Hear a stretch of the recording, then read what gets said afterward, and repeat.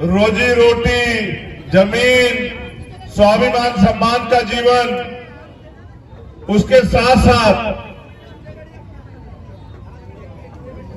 तमाम तरह की जो परेशानियां उससे निजात मिली। और तो और छोड़ो, आज के दिन हम याद करेंगे भाई किशन लाल बागरी जी को। मेरे आज भी याद है 12 फरवरी को हम लोगों ने भोपाल में एक आंदोलन किया था।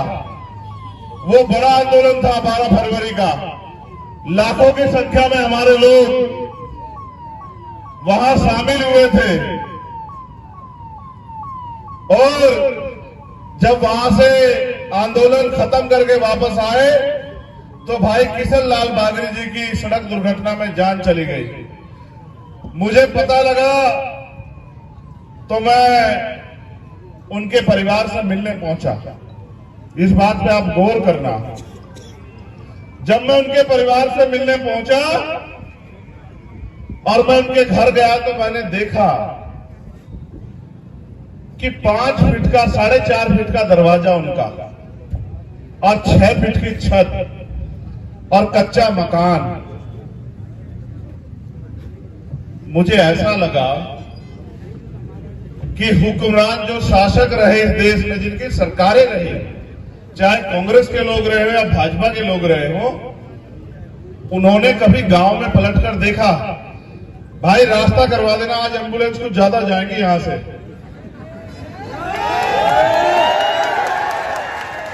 रास्ता करवा देना। मैं जानता हूं ताकतवर लोगों को, मैं तो एक एक व्यक्ति की जान की कीमत समझता हूं, मगर आप ये समझना इस बार ये सरकार एम्बुलेंस में ही जाएगी। ये बात आप याद रखना, समझ रहे हो? क्योंकि इन्होंने जो कर्म किए हैं, बीमार तो ये खुद लोग हो चुके हैं, अब इनको इलाज की जरूरत है और इलाज इनको मिलेगा ऐसे जो सड़े हुए अस्पताल इन्होंने बना रखे हैं उन्हीं अस्पतालों में। तो मैं वापिस आता हूं, गौर करो। मेरी माए बहनें यहां बैठी हैं, मेरे छोटे छोटे प्यारे बच्चे, छोटे भाई यहां बैठे, बुजुर्ग यहां बैठे। आप अपने मन से पूछो, अगर इन्होंने आपको इंसान माना होता और इन्होंने गांव की तरफ जाके देखा होता तो क्या इनको नहीं पता दिखते आपके कच्चे मकान? ऐसा क्या हुआ कि 75 सालों में आपके कच्चे मकान इनको नहीं दिखे? क्या कच्चे मकान दिखे नहीं या कभी देखना नहीं चाहा? चलो और सुनो,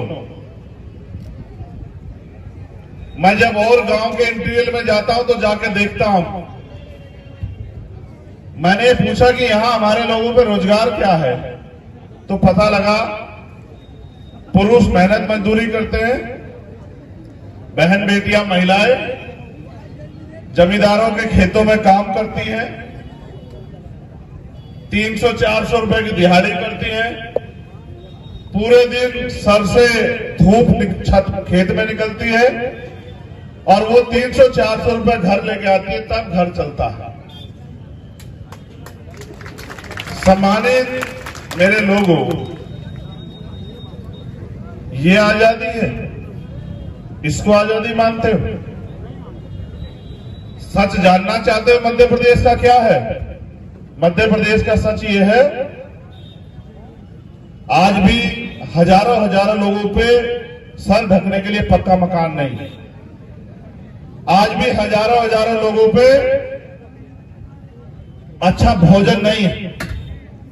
मुझे तो आपने पीने के लिए बहुत प्यारा पानी दिया, लेकिन सच ये है कि हजारों लोग साफ पानी नहीं पी पाते। हजारों लोगों पे पहनने के लिए अच्छे कपड़े नहीं है। हजारों लोग इलाज की कमी के कारण सड़क पे दम तोड़ देते हैं, या फिर अगर अस्पताल ले जाना भी चाहे तो जेब में हाथ डाल के देखते हैं मेरे लोग, तो पता लगता है कि जेब तो खाली है।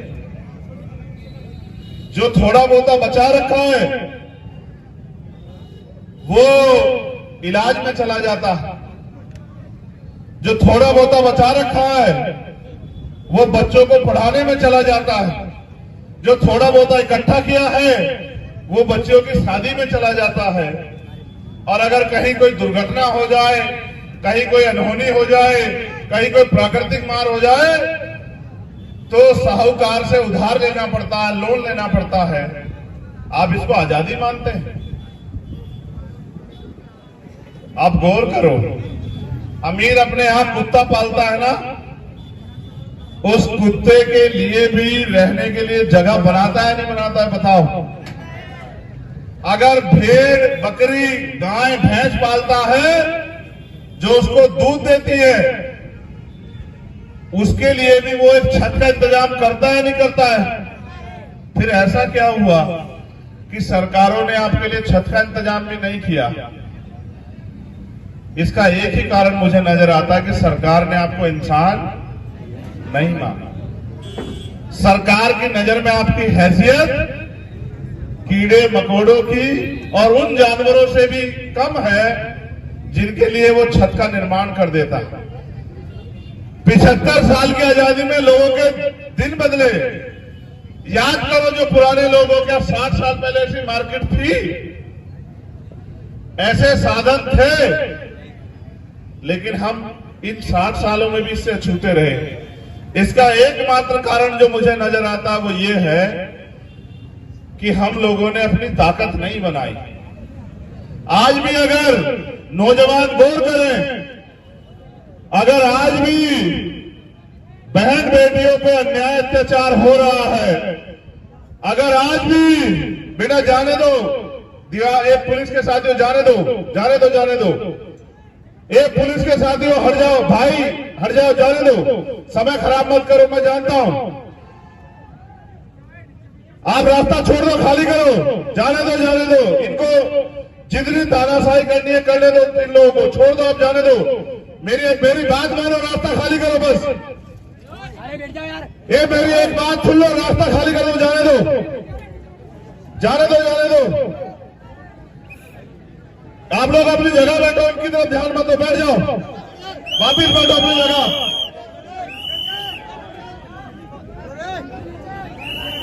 जगह अपनी जगह बैठ जाओ। मैं इन सब चीजों से बहुत वाकिफ हूं, आप अपनी जगह बैठ जाओ। इससे भी ज्यादा अड़ंगे मुसीबतें अपने जीवन में खड़ी की है सरकारों ने। सीधे अपनी तरफ देखो, सभा की तरफ, रास्ता छोड़ो, जाने दो उनको। ये जो लोग वहां हमारे हैं वो इधर वहां से हटके इधर आ जाओ। अभी पहले अपनी सभा खत्म करेंगे, फिर चलेंगे, फिर सड़क वालों से बात करेंगे। बैठ जाओ बेटा, बैठो, बैठ जाओ, बैठ जाओ, बैठ जाओ। ये हमारे लीडर्स लोग जो वहां जो वर्कर हैं गुस्से में, उनको इधर लाओ, बुला के सबको, जाओ, चलो उतर के जाओ, उनको हटाओ। ये तो चाहते हैं कि झगड़ा हो जाए, कोई विवाद हो जाए। हम तो जानते हैं इन लोगों को, इनकी जमीन सरक की है आज आपकी ताकत देख के, हम जानते हैं। इनको नींद नहीं आएगी। आप लोग बैठ जाओ, सब अपनी जगह, वॉलंटियर बैठ जाए, वॉलंटियर अपना काम करें, और जो वर्कर उधर है सड़क पे उनको इधर ले आओ, वहां से हटा के सब लोग इधर ले आओ। और आप मेरी बात पे गौर करो, ये सिटी वाले भैया कौन है?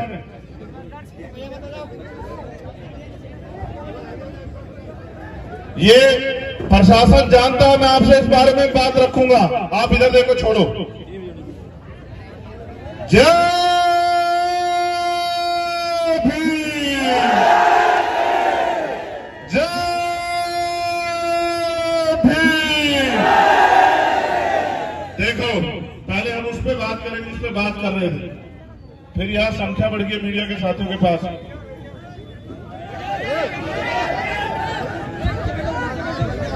देखो, तो इसको मैं इस तरह समझ पाया कि आपने अपनी ताकत नहीं बनाई और दुश्मन सत्ता के जरिए आपके अधिकारों को कुचलता रहा। अब ये मध्य प्रदेश हो या देश, इसमें अब ये ज्यादा दिन चलने वाला, जोर से बताओ, चलने वाला है या नहीं चलने वाला है? चलो अब गौर करो, जब भी कोई गरीब का बेटा खड़े होकर अपने लोगों को पैरों पर खड़े करने का प्रयास करता है, याद रखना, सारे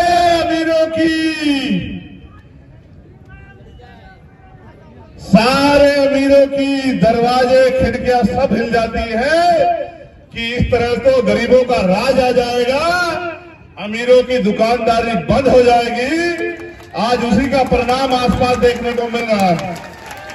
आप ये बताओ, यहां किसी विधायक की सभा होती तो एक अच्छा प्रशासनिक व्यवस्था बना के यहां व्यवस्थित किया जाता, लेकिन क्यों नहीं हुआ बताओ?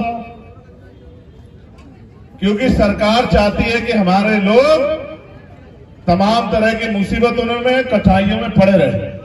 लेकिन आप याद रखना, हम मेहनत मजदूरी करके अपने पेट को पालते हैं, अपने घरों को जो है चलाते हैं। हम इन कठिनाइयों से डरने वाले हैं क्या? हम इन मुसीबतों से घबराने वाले हैं क्या?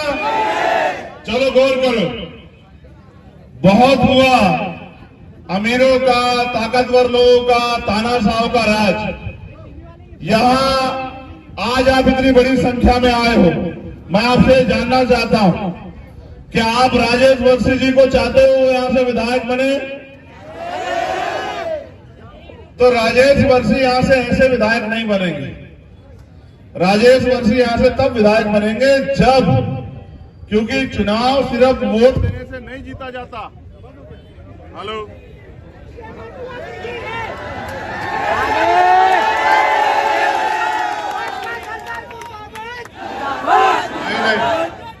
चुनाव सिर्फ वोट देने से नहीं जीता जाता, वोट दिलानी भी पड़ती है। आप सब लोग अगर यहां से जाने के बाद गांव-गांव जाके अपनी पार्टी के पक्ष में, अपने नेता के पक्ष में 100 वोट तैयार करोगे, तब गरीब का बेटा यहां से जीत के विधायक बनेगा। मैं आगे समीकरण भी आपको बता देता हूं। आप लोग अपनी ताकत नहीं पहचान पाए। आपको लगता है कि आपका काम सिर्फ बनाना है, बनाने का काम सच में हमारा है, लेकिन हमने जिनको भी बनाया उन्होंने हमें ठगने का काम किया। अब हमें किसी की ठगाई में नहीं आना है। ये छोड़ दो, हम देखो अभी ये बता रहे हैं कि हमारे कार्यकर्ताओं के पैर पे गाड़ी चढ़ा रही। मैं प्रशासन के लोगों से कहूंगा, पुलिस के लोगों से, इतने हल्के नहीं है हम लोग।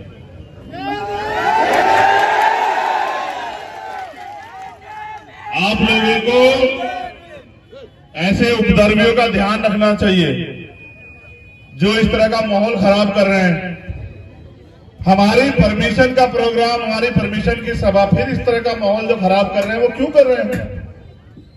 आप ये याद रखना, हम संविधान को मानने वाले लोग हैं, हमें पता है। देखो सोचो, संविधान के रहते ये किया जा रहा है।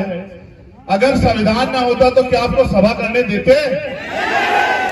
आज जो गाड़ी पैरों पर चढ़ा रहे हैं, ये आपके पैरों पर नहीं चढ़ा रहे हैं, ये अपने पैरों पर चढ़ा रहे हैं। इनको नहीं पता है समाज बहुत ताकतवर होता है, जनता मालिक होती है लोकतंत्र में।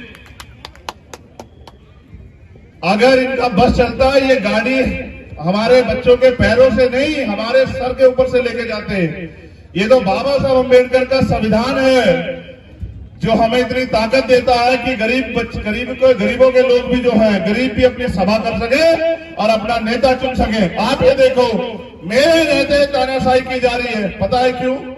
क्योंकि वो चाहते हैं कि मैं गुस्सा करूं और मैं अपनी एनर्जी गुस्से में लगा दूं। मैं अपनी एनर्जी गुस्से में नहीं लगाना चाहता। आप जानते नहीं मेरी ताकत को। मैंने ऐसे बहुत सारे सामंतियों की खाल खींच के भूस भरवा रखा है, आप जानते हो। मैं उस रास्ते पे जाना ही नहीं चाहता। जिस दिन से मैंने वो रास्ता छोड़ा है, मैंने भारतीय संविधान का रास्ता पकड़ा, और जब से मैंने भारतीय संविधान का रास्ता पकड़ा है, इनकी नींद हराम हो गई है संघी लोगों की। ये चाहते थे मैं उसी रास्ते में रहूं, क्योंकि अगर मैं उस रास्ते में रहूंगा तो मुझे कहीं आतंकवादी, कहीं नक्सली, कहीं कुछ और कह के मेरी जान लेना, मेरे लोगों की जान लेना आसान रहेगा। क्योंकि उस रास्ते में मैं आपको हक अधिकार नहीं दिला सकता। लेकिन आज जिस रास्ते में मैं हूं, मैं आपसे कह सकता हूं पूरी जिम्मेदारी से, आप इस विधानसभा से मेरे छोटे भाई राजेश वर्षी को अपनी एक वोट देके इसको विधायक बना के भेजना यहाँ से, और फिर मैं आपको बताऊंगा कि कौन सामंती आपकी तरफ आंख उठा के देखेगा। ये कह रहा था, आज भी हमने इतनी ताकत बनाई है कि किसी सामंती की हिम्मत नहीं कि किसी गरीब की बच्ची की तरफ आंख उठा के देख ले, लेकिन फिर भी जो कमी रह गई है उसको 2023 में पूरा करेंगे। मेरे लोगों, याद रखना इस बात को आप लोग। एक चीज और गौर कर लो, यहाँ के समीकरण बिल्कुल सीधे हैं। 70,000 से प्लस यहाँ दलित समाज है या नहीं, ये बताओ। प्लस में हमारे बैकवर्ड के भाई जो हमारा ही परिवार है, प्लस में हमारे मुस्लिम भाई, आप दलित समाज के लोग इकट्ठा हो जाओ। मैं गारंटी से कहता हूं, इन्होंने इतना अन्याय किया है, इतने लोग इनके खिलाफ हैं कि इनको छठी का दूध याद दिलाने की समय चुनाव आएगा। आप लोग याद रखें। इनका बुलडोजर किस पे चलता है? आदिवासियों पे। इनका बुलडोजर किस पे चलता है? दलितों में। इनका बुलडोजर किस पे चलता है? पिछड़ों में। इनका बुलडोजर किस पे चलता है? मुसलमानों में। कभी किसी सामंती में इनका बुलडोजर चला? मैं बुलडोजर को सही नहीं मानता, मगर ये बताओ, सागर में जिन्होंने हमारी बहनों को नंगा करके घुमाया और हमारे भाई की हत्या की, क्या उनके घर पे बुलडोजर चला? मुख्यमंत्री जवाब देगा क्या? नहीं चलेगा बुलडोजर, और नहीं चाहता मैं चले किसी घर में बुलडोजर। लेकिन बुलडोजर की आड़ में जो गरीबों को कुचला जा रहा है, मैं फिर कह रहा हूं, मैं अपने मुस्लिम भाइयों को कह रहा हूं, घबरा के नहीं जीना। ये मुल्क आपका है, ये प्रदेश आपका है। आजादी में आपका भी इतना ही बलिदान है जितना और लोगों का है। अपने आप को कमजोर मत समझना। चंद्रशेखर आजाद और भीम आर्मी आपके साथ खड़ी है, याद रखना। मैं आपसे भी सबसे कहना चाहता हूं, इस जुल्म को देखना चाहते हो अगले 5 साल जो आज हुआ, ये जुल्म मेरी आंखों के सामने इसलिए किया जा रहा है कि मैं डर जाऊं। मैं इनकी गोलियों से नहीं डरा, इनकी धमकियों से डर जाऊंगा। मैं आपसे कहना चाहता हूं, भूल जाओ जो कुछ हुआ, बस एक चीज याद रखो, भारत में लोकतंत्र है, लोकतंत्र में जनता मालिक है, जनता के पास शक्ति है, और जनता जिसे चाहे उसे ताकतवर बना दे, और जनता जिसे चाहे उसे उस कमल के फूल की जड़ें काट दे। ये तो जनता के ऊपर है। मगर मैं ये भी कहना चाहता हूं, आप ये महसूस करो, आप मानते हो भारतीय संविधान खतरे में है? कितने लोग मानते? हाथ उठाओ। अपने मन से फिर ये भी पूछो कि यहां सारे दल थे, फिर संविधान खतरे में क्यों गया? क्योंकि उनको इस बात से मतलब ही नहीं है कि संविधान रहे या नहीं।